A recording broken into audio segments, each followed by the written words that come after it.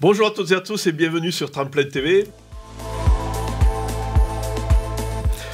Aujourd'hui, j'avais envie d'accueillir Philippe Fenin pour nous parler des petits cailloux dans la chaussure. Alors, on va profiter de son expérience de coach en entreprise pour voir comment, lui, il aborde ces éléments et ces petits cailloux dans la chaussure. Bonjour Philippe.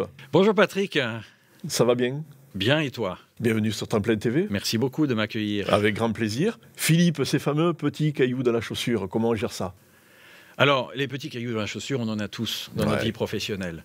Qu'on soit chef d'entreprise, qu'on soit manager, qu'on soit collaborateur, tout le monde a son petit caillou dans la chaussure. C'est évident. Donne-nous un exemple pour les collaborateurs. Alors, pour les collaborateurs, on pourrait parler du collaborateur qui a absolument besoin, dans sa vie de tous les jours, de communiquer, de travailler, d'être en relation avec un autre collaborateur. Sauf que, ils ne s'entendent pas, ça ne fonctionne pas, la communication ne passe pas. Et oui, et forcément l'entreprise fonctionne moins bien. L'équipe fonctionne moins bien, l'entreprise est moins performante, c'est évident. Évidemment. Le chef d'entreprise, ça se concrétise comment? Un petit caillou pour un chef d'entreprise, ça serait le chef d'entreprise trop gentil. Ah ouais. Pourtant, c'est pas un problème d'être trop gentil. Alors, d'être gentil, probablement pas, chacun son style. Mais d'être trop gentil peut être une difficulté parce que, évidemment, comme chef d'entreprise, eh bien, parfois, il faut savoir dire non. Eh oui. Être plus ferme, prendre des décisions désagréables. Qu'est-ce qu'on peut conseiller à un chef d'entreprise?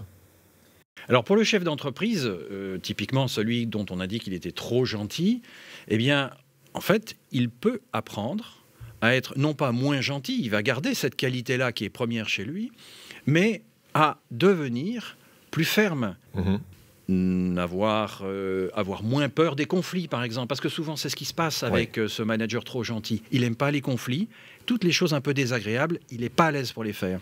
Et donc ce qu'on peut faire, c'est l'aider à être à la fois gentil et à la fois ferme, quand c'est nécessaire.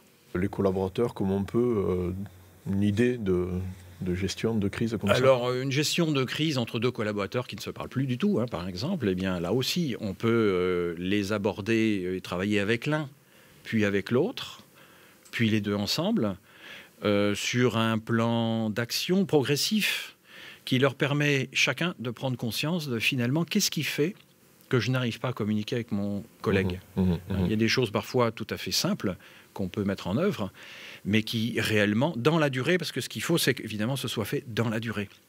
Ça veut dire qu'il faut un médiateur. Ça veut dire qu'il faut une personne, une tierce personne, un coach, qui soit là pour faire ce boulot-là.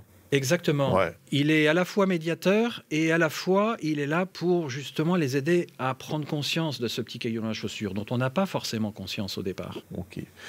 Eh bien, écoute, merci Philippe de tous ces éclairages. Vous l'aurez compris, quand on a des crises et des petits cailloux dans la chaussure, croire qu'on va s'en sortir seul, ce n'est pas forcément une bonne idée.